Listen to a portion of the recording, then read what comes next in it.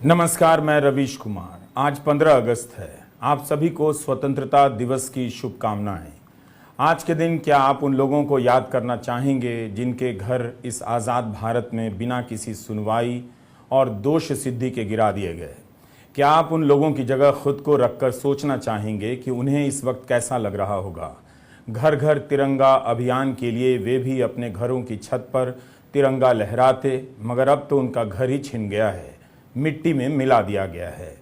इन टूटे बिखरे घरों को देखकर आप किस आज़ाद भारत की कल्पना कर रहे हैं? क्या उस आज़ाद भारत की जहां बुलडोज़र को इंसान से ज़्यादा आज़ादी मिल गई है?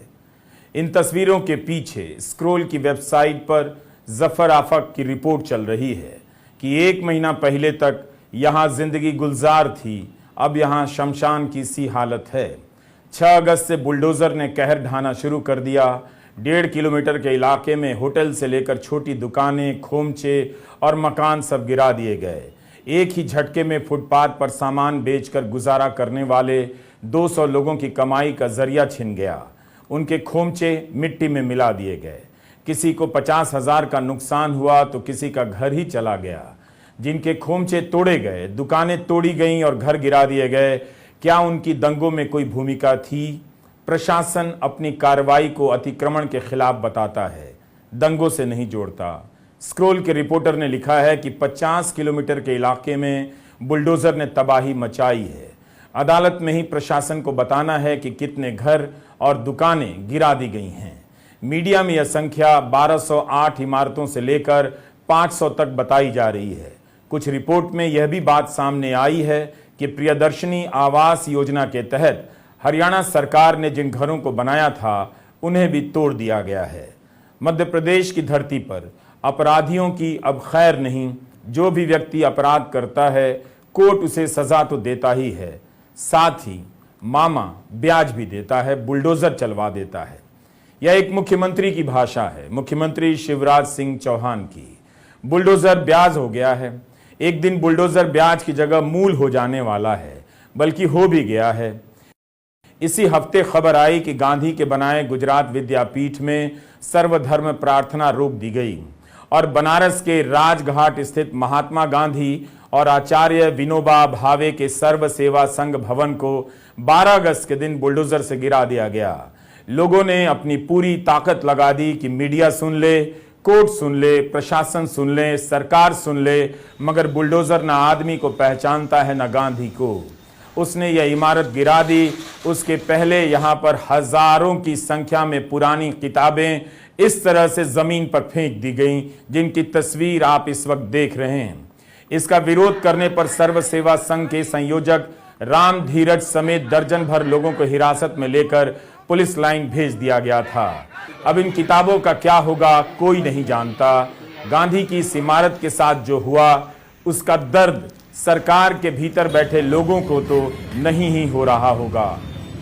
आज के भारत में बुलडोज़र को कितनी आज़ादी है, इंसान को कितनी कम। हमारा आज का वीडियो प्रधानमंत्री के आज के भाषण पर नहीं है, क्योंकि हमने इसकी रिकॉर्डिंग 14 अगस्त को कर ली थी, मगर उनके पुराने भाषणों और पिछले हफ्ते आई CAG की रिपोर्ट की चर्चा करना चाहते हैं।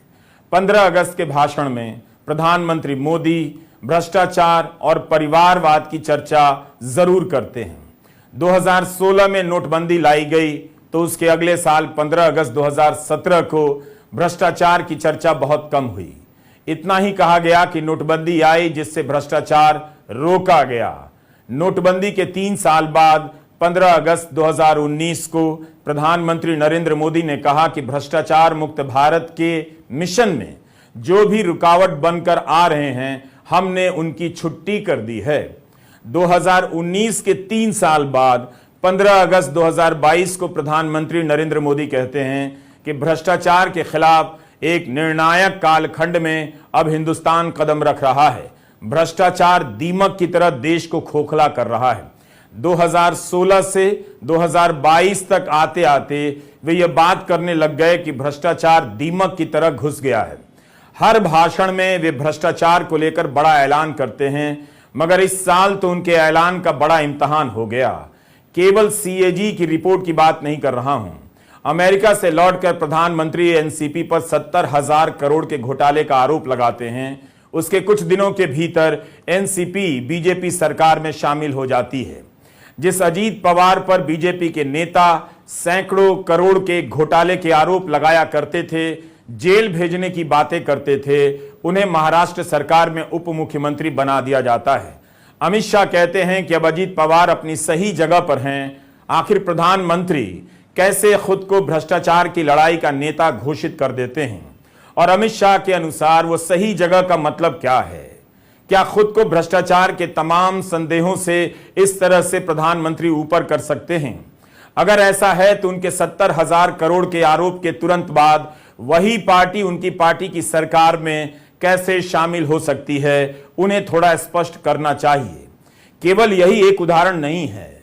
हम द्वारका एक्सप्रेसवे पर सीएजी की रिपोर्ट की बात करने वाले हैं, मगर इसी साल कर्नाटका में क्या हुआ? भ्रष्टाचार से लड़ने वाले प्रधानमंत्री मोदी अपनी पार्टी को हार से नहीं बचा सके। वहां उनकी पार्टी के नेताओं पर, मंत्रियों पर 1 साल पहले से रिश्वत मांगने के आरोप लग रहे थे, मगर ईडी की कार्रवाई की खबर नहीं आई। कांग्रेस ने चुनाव में मुद्दा बना दिया 40% कमीशन का और भ्रष्टाचार के मुद्दे पर प्रधानमंत्री मोदी को हरा दिया, क्योंकि उस चुनाव में बीजेपी की तरफ से वही चेहरा थे। रोड शो भी उन्हीं का हुआ करता था। उनके साथ बीजेपी के नेता रोड शो में होते थे या नहीं, आप रोड शो का पुराना वीडियो निकालकर देख लीजिए। कर्नाटका में ठेकेदारों ने तब प्रधानमंत्री मोदी को पत्र लिखे थे, विधायकों और मंत्रियों के खिलाफ के रिश्वत मांग रहे हैं, मगर किसी के घर ईडी ने दस्तक दी हो, आप पता कर सकते हैं। बीजेपी के नेता ईश्वरप्पा पर कमीशन मांगने के आरोप लगाए गए। उन्हें प्रधानमंत्री मोदी ने बाद में फोन कर कहा कि पार्टी में आप जैसे कार्यकर्ता होने चाहिए, वे दूसरों के लिए रोल मॉडल के समान हैं। ईश्वरप्पा पर जिस ठेकेदार ने कमीशन मांगने के आरोप लगाए थे, उसने खुदकुशी कर ली थी। इस 15 अगस्त को भी प्रधानमंत्री भ्रष्टाचार पर भाषण दिए ही होंगे, क्योंकि उनकी सरकार ने 9 अगस्त को करप्शन क्विट इंडिया, परिवारवाद क्विट इंडिया का उदाहरण दिया था। सवाल है कि प्रधानमंत्री मोदी अपनी पार्टी के नेताओं पर लगने वाले भ्रष्टाचार के आरोपों पर उस तरह से तटस्थ क्यों नजर नहीं आते हैं, जिस तरह से वे विपक्षी दलों को लेकर आक्रामक नजर आते हैं। बात यह है कि हर 15 अगस्त को भ्रष्टाचार का जिक्र करना क्या औपचारिकता भर है? अगर यह युद्ध है तो फिर इस युद्ध में बीजेपी से हाथ मिलाने वाले नेता या दल हाथ मिलाने भर से ईमानदार कैसे हो जाते हैं? दूर जाने पर भ्रष्टाचारी कैसे हो जाते हैं? अब देखिए, अगस्त के महीने में प्रधानमंत्री मोदी ने करप्शन क्विट इंडिया का नारा दिया। इसी अगस्त में सीएजी की कुछ रिपोर्ट आई हैं, जो दिल्ली में द्वारका एक्सप्रेसवे से लेकर अयोध्या में विकास के नीचे भ्रष्टाचार के संकेत दे रहे हैं। सीएजी ने कहा है कि अयोध्या में ठेकेदारों को लाभ पहुंचाया गया। हम पहले द्वारका एक्सप्रेसवे की बात करते हैं। सीएजी ने अपनी रिपोर्ट में लिखा है कि दिल्ली से गुरुग्राम के बीच 29 किलोमीटर लंबे द्वारका एक्सप्रेसवे की लागत बहुत ज्यादा है। यह तस्वीर द्वारका एक्सप्रेसवे की है। 7,287 करोड़ की यह परियोजना है। इसे 4 प्रोजेक्ट में बांटा गया है। सभी को 2020 से लेकर 2022 के बीच पूरा हो जाना था। मार्च 2023 तक इन सभी प्रोजेक्ट में 60% से लेकर करीब 99% के बीच वास्तविक प्रगति हासिल की गई है। इसके लिए आर्थिक मामलों पर मंत्रिमंडलीय समिति ने एक रेट तय किया था। 18.20 करोड़ रुपए प्रति किलोमीटर की लागत होगी, मगर असल में लागत पहुंच गई 250.77 करोड़ रुपए प्रति किलोमीटर। प्रधानमंत्री को तुरंत जवाब देना चाहिए था कि 1 किलोमीटर की लागत 18 करोड़ रुपए तय हुई थी, तो यह 13 गुना से भी अधिक बढ़कर 250 करोड़ रुपए कैसे हो गई? प्रधानमंत्री मोदी ने करप्शन क्विट इंडिया का नारा दिया है। कम से कम इस पर ही तुरंत प्रतिक्रिया आ जानी चाहिए थी। उससे पहले सरकार को जांच बिठा देनी चाहिए थी। ईडी के अफसरों का छापा पड़ जाना चाहिए था। ऐसा कुछ नहीं हुआ। 1 किलोमीटर सड़क बनाने में 18 करोड़ की लागत की जगह 250 करोड़ हो जाए, क्या इसमें भ्रष्टाचार नहीं हो सकता है? सीएजी ने यह भी कहा कि बिना किसी व्यापक और विस्तृत प्रोजेक्ट रिपोर्ट के ही द्वारका एक्सप्रेसवे को मंजूरी दे दी गई। 11 जुलाई 2022 को नितिन गडकरी एक ट्वीट करते हैं, जिसमें वे द्वारका प्रोजेक्ट को प्रगति का एक्सप्रेसवे कहते हैं। बिना डिटेल प्रोजेक्ट रिपोर्ट के ही इसे मंजूरी दी जाती है। क्या इस तरह से मोदी सरकार में काम हो रहा है?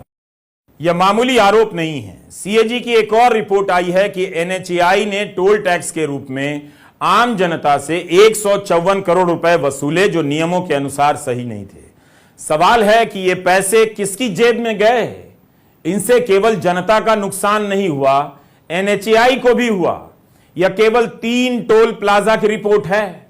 प्रधानमंत्री अक्सर दावा करते हैं कि टेक्नोलॉजी के इस्तेमाल से भ्रष्टाचार पर रोक लगा दी गई है, लोगों के पैसे सीधे खाते में पहुंचते हैं और इससे 2 लाख करोड़ रुपए की बचत होती है। किस आधार पर इतनी बचत का ऐलान किया जा रहा है? सरकार को बताना चाहिए और प्रेस को पूछना चाहिए कि क्या डायरेक्ट बेनिफिट ट्रांसफर में 2 लाख करोड़ का कोई घोटाला हुआ था? कोई तो आधार होना चाहिए इस दावे का, मगर कोई पूछता नहीं। बस ये संख्या बार बार दोहराई जाती है कि डायरेक्ट बेनिफिट ट्रांसफर से 2 लाख करोड़ रुपए की बचत हो रही है। लेकिन इसी से भ्रष्टाचार खत्म नहीं हो जाता है। रही बात टेक्नोलॉजी की, तो आयुष्मान योजना पर सीएजी की रिपोर्ट देखिए।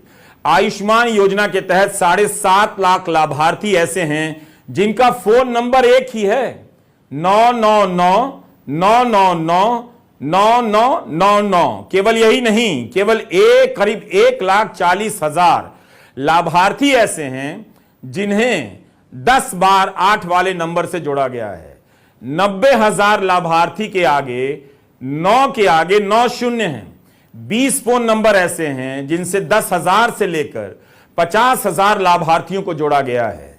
यह योजना गरीबों के लिए है, मगर पाया गया है कि ऐसे लोग भी हैं जो इसका लाभ ले रहे हैं, जिन्हें सरकार पेंशन देती है और वे गरीब नहीं हैं।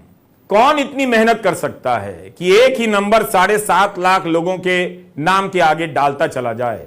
क्या यह जालसाजी है, भ्रष्टाचार है? सरकार बताए। यह अजीब घोटाला लगता है। क्या इस तरह से इस योजना को लागू किया जा रहा है? प्रधानमंत्री इस योजना का बहुत प्रचार करते हैं। 5 साल से यह योजना चल रही है, फिर ऐसी गड़बड़ी कैसे हो सकती है? उसी तरह से भारत के नियंत्रक एवं महालेखा परीक्षक सीएजी ने केंद्र सरकार की अयोध्या विकास परियोजना में भी कई गड़बड़ियां पकड़ी हैं। इंडियन एक्सप्रेस की रिपोर्ट आपने देखी होगी। सीएजी ने कहा है कि ठेकेदारों को करीब 20 करोड़ का अनुचित लाभ दिया गया है। यह गुप्तार घाट का प्रोजेक्ट है। तस्वीरों से पता चलता है कि काफी कुछ बन गया है। गुप्तार घाट फैजाबाद और अयोध्या शहर से अलग गैर आवासीय आबादी वाला इलाका है। सीएजी ने लिखा है कि अयोध्या के गुप्तार घाट में काम को 14 हिस्सों में बराबर बराबर बांटा गया और अलग अलग निजी ठेकेदारों को काम दिए गए। लेकिन सिंचाई विभाग ने ठेकेदारों की बोलियों और दरों के तुलनात्मक विश्लेषण करने में उचित सावधानी नहीं बरती। एक ही तरह का काम है, मगर अलग अलग ठेकेदारों को अलग अलग रेट पर काम दिया गया है। इस कारण 19 लाख रुपए बच सकते थे, वो खर्च हो गए। खुद राज्य सरकार ने 3 ठेकेदारों का जीएसटी पंजीकरण रद्द कर दिया था, फिर उसे जीएसटी पंजीकरण के लिए 19 लाख रुपए दे दिए गए। कैग ने साफ साफ कहा है कि ठेकेदारों को उस काम के लिए पैसे दिए गए जो हुए ही नहीं थे। तो यह हाल है उस अयोध्या की। क्या राम के नाम पर यह सब हो रहा है? सरकार को सावधानी बरतनी चाहिए। मगर यह पहली रिपोर्ट नहीं है। आपको याद होगा दिसंबर 2021 में इंडियन एक्सप्रेस की खोजी रिपोर्ट आई थी, श्यामलाल यादव और संदीप सिंह की।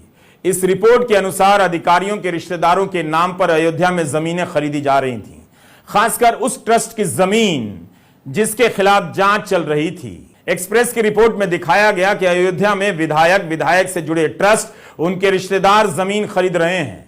अधिकारियों के रिश्तेदार भी इस काम में शामिल हैं। अधिकारियों ने इनकार किया था। इस रिपोर्ट के आने के बाद विपक्ष ने जांच की मांग की।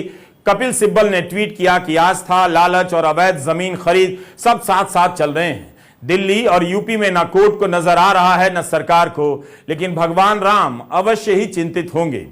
उस साल जून के महीने में भी अयोध्या में जमीन की खरीद को लेकर खुद सवाल उठे थे।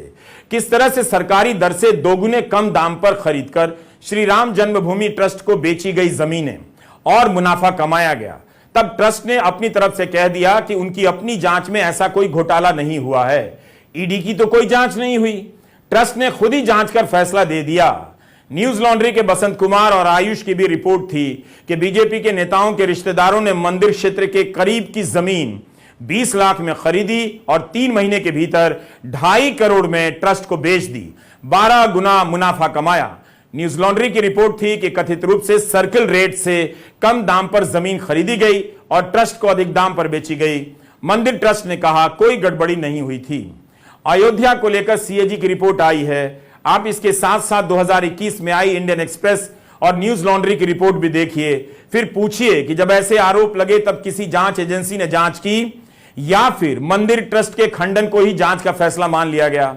2021 के बाद से अयोध्या में इस तरह से सवाल मीडिया की रिपोर्ट से लगभग गायब होने लगे। सीएजी की रिपोर्ट के बाद फिर से वापस चर्चा में आ गए हैं।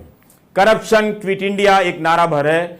नोटबंदी से भी भ्रष्टाचार जाने वाला था। अब नोटबंदी के 7 साल बाद भ्रष्टाचार मिटाने को लेकर फिर से एक नया नारा आ गया है।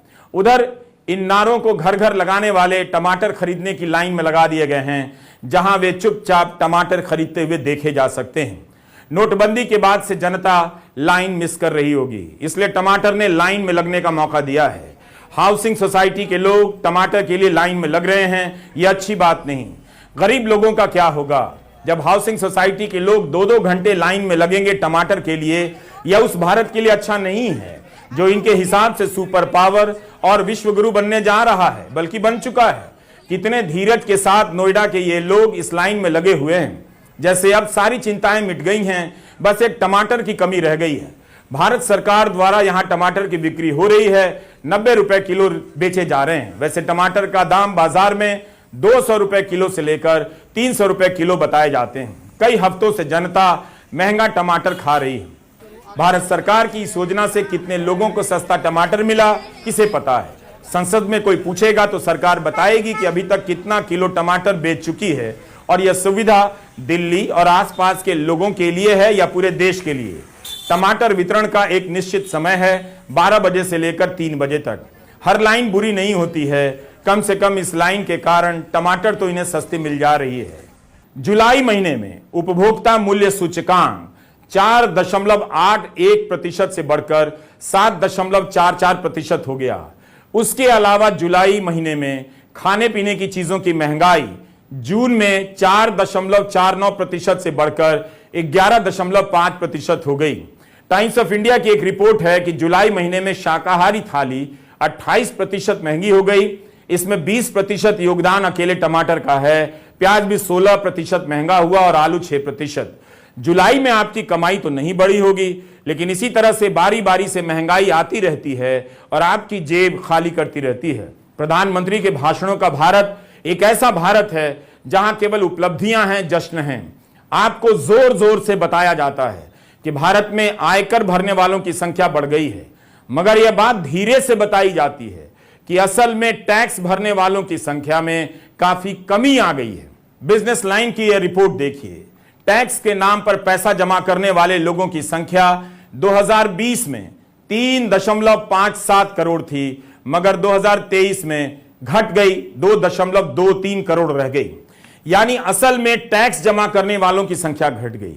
लोगों की कमाई घटी होगी या बंद हो गई होगी, तभी ऐसा हुआ होगा। मगर आपको बताया जाता है कि 2023 के वित्त वर्ष में 7.4 करोड़ लोगों ने आयकर भरा। यह संख्या पिछले वर्ष के मुकाबले काफी बढ़ गई, लेकिन यह वो संख्या है जिसमें से 70% लोगों ने केवल 0 टैक्स भरा है। आजादी का दिन है, सवाल पूछने का दिन होना चाहिए। उसी से पता चलेगा आपके पास कितनी आजादी है। जो जिस हाल में है उसके लिए आज का दिन बहुत बड़ा है। दिल बढ़ाकर एक दूसरे को गले लगाइए। उस लाउडस्पीकर की तरफ कान मत दीजिए जिससे नफरत की आवाजें आती हैं। नफरत की भाषा बोलने वाले गोदी मीडिया से दूर रहा कीजिए। गोदी मीडिया से जब तक आप आजाद नहीं होंगे, आप आजादी का जीवन नहीं जी सकते हैं। सुप्रीम कोर्ट के मुख्य न्यायाधीश ने कहा है कि नफरत फैलाने वाले चैनलों को रेगुलेट करने के लिए news broadcasters and digital association NBDA के नियम प्रभावी नहीं हैं। चीफ जस्टिस ने कहा है कि बेहतर और प्रभावी व्यवस्था होनी चाहिए। इन पर जो जुर्माना लगाया जा रहा है वो काफी कम है। 2008 के हिसाब से 1 लाख का जुर्माना लगाया जा रहा था, मगर अब मुनाफे के अनुपात में जुर्माना होना चाहिए। अगर आज आप आजादी के अवसर पर लड्डू या जलेबी या आइसक्रीम खा रहे हैं तो उस वक्त गोदी मीडिया जरूर बंद कर दीजिए। मिठास का पता नहीं चलेगा। भारत पर गर्व करने के लिए वाकई में हजार चीजें हैं, मगर आप इसके गोदी मीडिया पर गर्व कभी नहीं कर पाएंगे। खुद से एक बार यह सवाल करके देख लीजिए, क्या आपको गोदी मीडिया पर गर्व होता है? आप सभी को फिर से स्वतंत्रता दिवस की ढेरों शुभकामनाएं। नमस्कार, मैं रवीश कुमार।